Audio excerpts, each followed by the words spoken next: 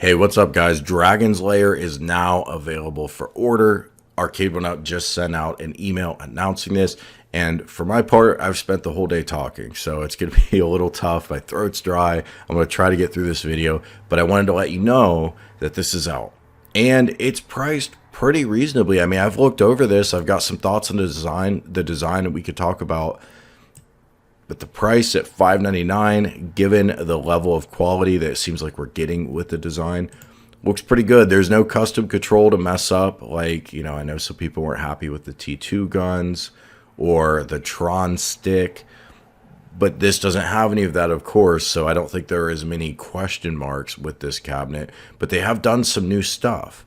In fact, we get a second display. That was always, in my opinion, the biggest element here. There are so many ways to play Dragon's Lair, including on iiRcade, where you're on one screen. You can play it on console. I'm sure you can play it on mobile. Play it wherever you want, but do you get that second screen? It is integral to having a nice recreation of an arcade. And speaking of an arcade, take a look at the original hardware. And this is really close. I mean, look at that, side by side. They seem to have nailed the marquee. It's a little short. I don't think that's completely proportional, but I could be wrong. They don't have the control panel tilt, if you want to call it that. I don't really know what you call it that, but where the control panel basically is sort of hinged and it tilts upward into where the monitor is mounted. We don't get that. And actually, that was something John D said they would have, I think, on a 1UP Weekly episode a really long time ago. I'm pretty sure he promised they'd have that. That looks like it didn't make the final design. I never cared too much. I cared a lot more about this front panel. I think this looks significantly better than just the blank panel that Arcade1up normally uses. The button, control and joystick coloring, it's all correct. The monitor tilt looks very good, very true to the original. We've got that big old cutout decal. Again, just like the original. The only difference here, of course, it's sitting on a riser, and we get Dirk on the riser, and he wasn't on the front of the original arcade. So, you know, and if you look, it's the same artwork as the side panel, just without the dragon. Not a bad design. I have no problem with that. You know, I always prefer when they stick to the original, but with these cabinets that had a completely blank front, the original, let's be honest, not super exciting. But I really think this cabinet looks nice. The price is $599. They say it's $50 off for an early discount. Don't know how long that'll last. The other thing I was wondering is how long will this cabinet last? Because the last arcade I remember them launching that retailers didn't want to sell was Burger Time. And it was online for a while, but then it sold out. And I know then it came back, it showed up at a Canadian retailer and stuff. But I think some people who wanted Burger Time were never able to get it. So we don't know how many of these are being produced.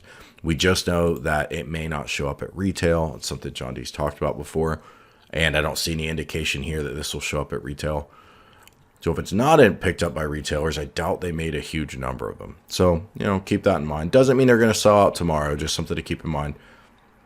But again, that secondary LCD screen, I think, is what makes this work.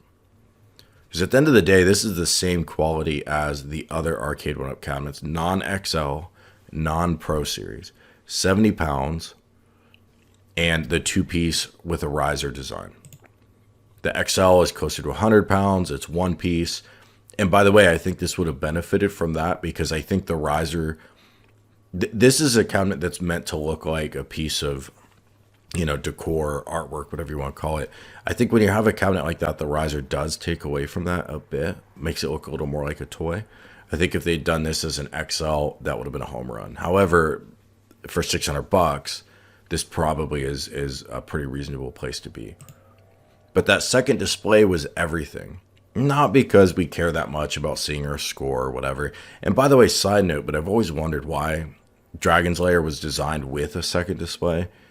Just, you know, you can imagine some really cool uses of a second display in an arcade. Like, think about Punch-Out and its second display application.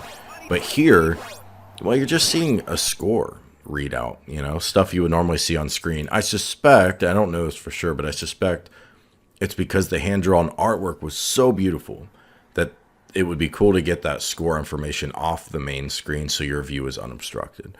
So that's my guess. I don't know. But that is how, of course, the arcade was made. And there are a million ways to play this on a single screen. So for Arcade1up to do this right, they had to bring a second screen to the table, and I'm very glad they did. Because I know a lot of you remember the original plan was we were going to mount our phone up here, and that was going to have the display. Now, we don't know how big the screen is, but look, I don't really think it matters too much.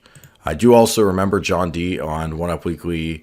He was asked, I think it was by Justin, hey, why don't you guys just put an LED readout in there, an LED display instead of an LCD?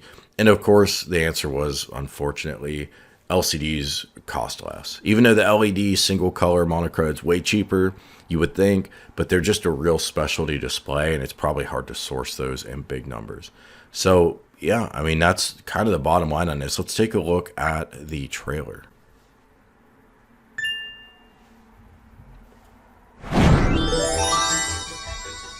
Dragon's Lair, a fantasy adventure where you become a valiant knight on a quest to rescue the fair princess.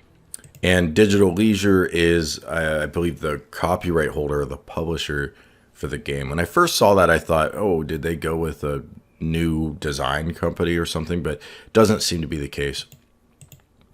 So yeah, overall thoughts on this, just based on what we're seeing now, you know, before this is officially in people's hands. The marquee looks very nice. It is lit up, which I know it should be lit up, but given it's a new design, I didn't want to take that for granted.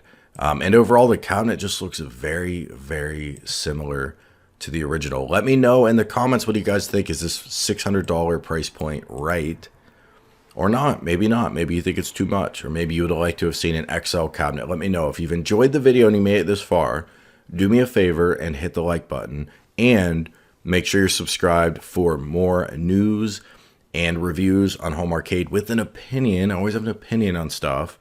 So please subscribe, and we'll talk to you soon.